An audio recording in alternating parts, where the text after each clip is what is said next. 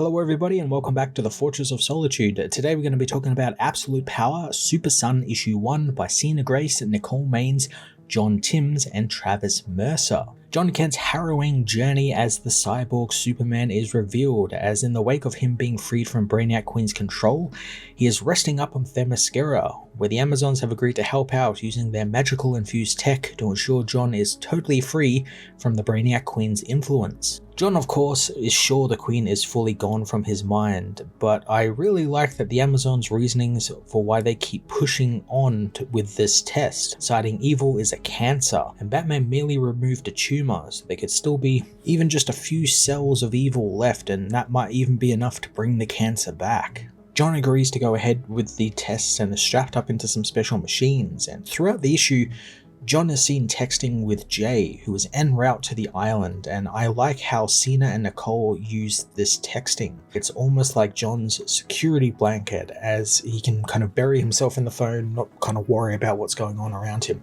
It's a very millennial thing to do, but the Amazons aren't having any of that, taking his phone so he can focus totally on freeing his mind from the Queen's influence. The machine John is hooked up to activates and helps him remember his time as the cyborg Superman, and we enter his mind, which is a version of Metropolis where he rides around in a limo driven by Damien, with Dreamer waiting inside.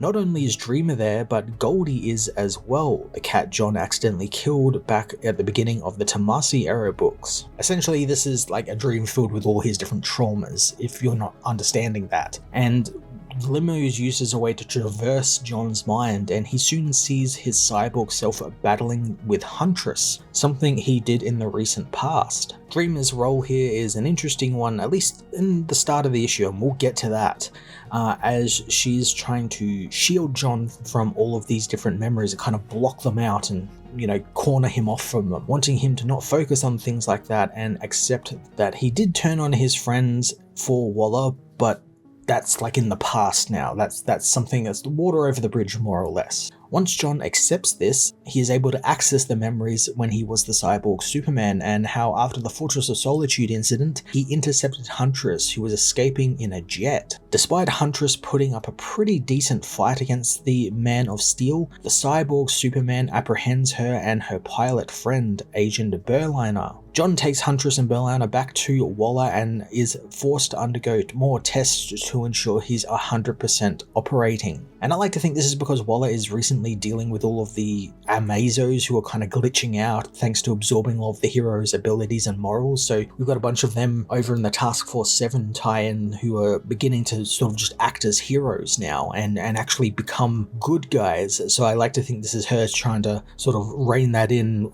as best she can with the cyborg Superman. Since this is a memory of Waller, it can be a little bit more exaggerated, and it really is in this issue, as she's just portrayed extremely evil throughout this issue. She talks about Dreamer's untimely death like in such a really cold, uncaring way, really upset that the hero dying means now she's got to keep the captured family of Dreamer fed and looked after, and it just seems to like bother her that she has to do that. John relives a few more moments where he turns on his friends before waking up and leaving the machine, promising the Amazons that he is alright and just needs to process what he saw, which means burying himself in his phone again to clear his head. Eventually he does get back to it and enters a memory of where he fought Drummer Boy, who gets a neat new redesign. I quite like this redesign. I'm pretty sure this is like the second redesign they have, because I remember they were different in one of those Voices books that both DC and Marvel do. I remember they looked a little bit different, but this is a new redesign. I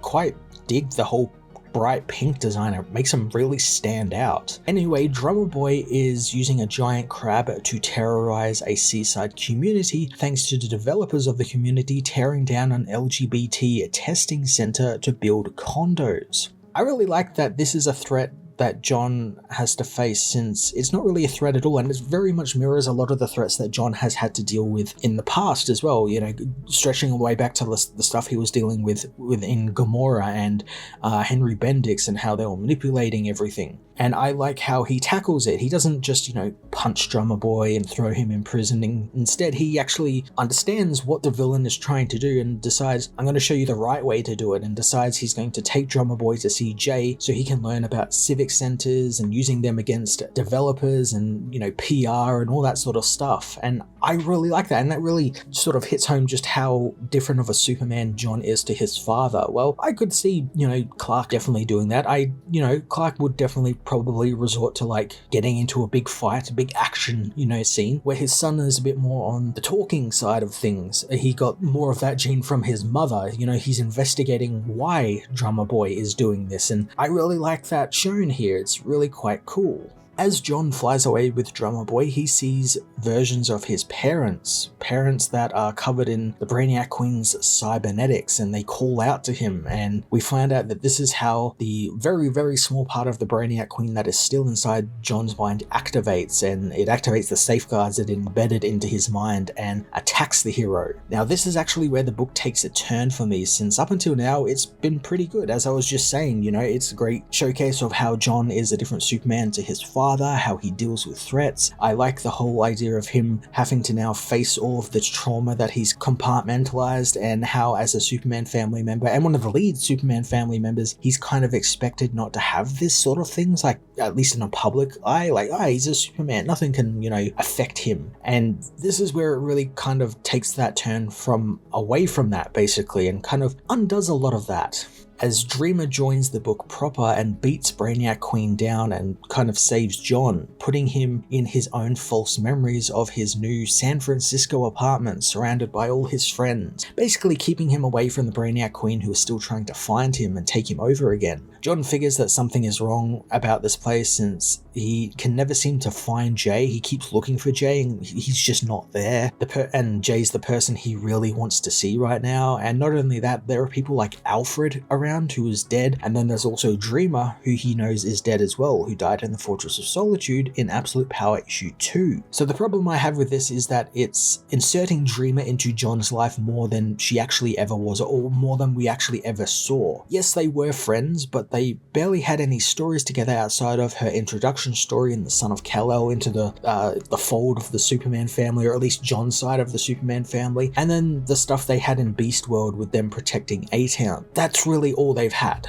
They haven't really had anything else, but here it's making it seem like they're like old friends and they have this like long standing history with one another, when that's not the case at all. It kind of feels like Nicole Maines, who's been writing this character almost exclusively for DC at the moment, is like trying to inflate Dreamer's importance more than it actually is. And I've got no problem with like a writer, bringing a character they like and, putting them into groups of other characters they really like. But the real problem I have, and it's one I don't really want to have, is that the fact that Nicole also played the character in Supergirl in the TV show, so there's this weird sort of fan fiction-y part to it where it's like her in there and she's with the Superman family. It's very strange, and I think the real reason I don't particularly like it is that the fact that it's not putting any of the legwork into any of this. Like, we could have had stories where they were going on adventures together and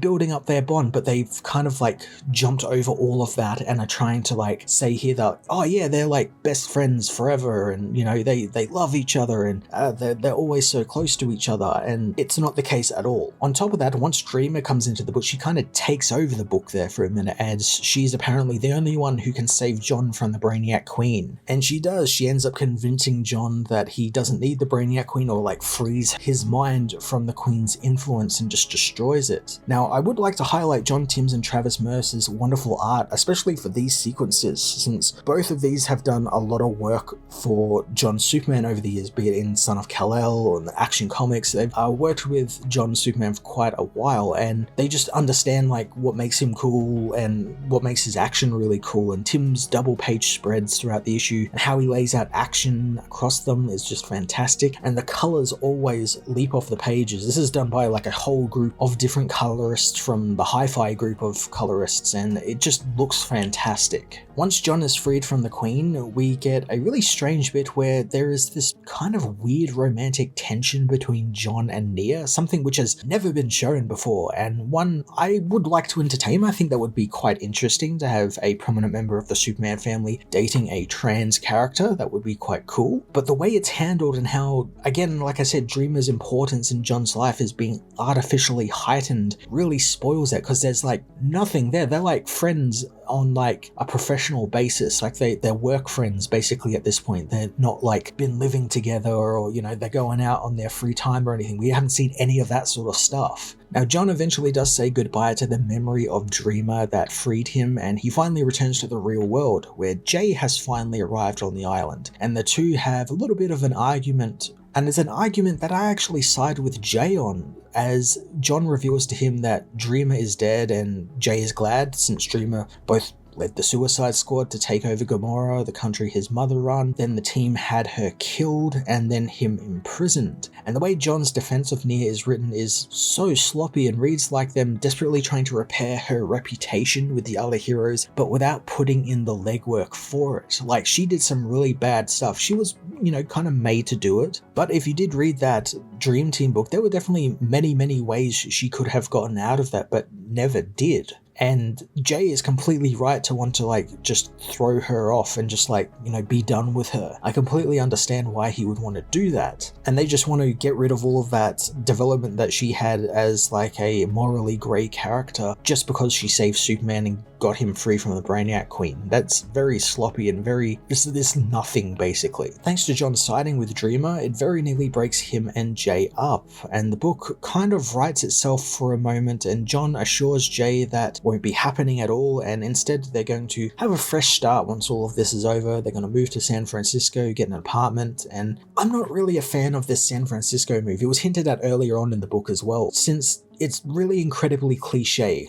Oh, of course, the one bi character is going to get shipped off to a very LGBT-friendly city, because of course that happens. I know it's not probably what the writers intended, I understand that, but it just feels like that by the way it's presented. It feels like a status quo change just for the sake of a status quo change. John and Jay's moment is interrupted by the Amazons, who alert him to Nightwing needing the Superman for the final battle against Waller on Gomorrah, and John prepares to leave, but not before Jay agrees to move with him, since they are in this fight together. It's a really nice ending. Now look, both Sina Grace and Nicole Maines are great writers. They have written these characters in some truly fantastic stuff, but I just don't know what happened with this issue, and lots of the back half of this issue, especially once Dreamer becomes involved, feels heavily editorialized, and it really reminded me of that recent Superboy backup story from Magdalene Vizago, who was setting up this story of having a Connor Kent become a trans character, which was really interesting, really sounded really interesting when she explained it in social media.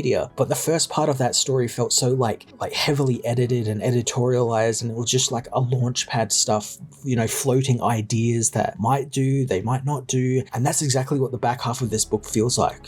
What if Dreamer and Superman got together? What if Jay and John moved to San Francisco? Do you want to see these things? Do you want to not see these things? They're kind of floating that idea, and comics do this all the time, and it never really sits well with me, just because it just feels like marketing material. It doesn't feel like a comic book story. It just feels like material and oh, what do you think will sell better? And I understand the comics need that, you gotta sell these books, but it never comes off as organic. And it feels like they're just trying to shake up the status quo change, because that's what you do after a couple of years, and that's something that's already written on the page before they start writing the book, that oh, on this issue we change status quo, and it feels like they're doing it with none of the legwork put in. It would be interesting to see stuff like this. It would be interesting to see Superman date Dreamer or go to San Francisco, but they're not putting in the legwork. They're just trying to get straight to that without, the build-up, the journey to it. Super Sun issue 1 was a real mixed bag. The first half of the book was a pretty decent exploration of John's character and who his Superman is compared to his father Superman, and how he deals with problems, and exploring the weight that John has had thrown on him as both a Superman family member and the trauma of his past that he hasn't been able to process thanks to being a hero. The back half, however, was just a mess that was more interested in inflating the importance of another character in Superman's life than delivering an impactful, complete story. I'm sad to say that this is really the first Absolute Power tie-in that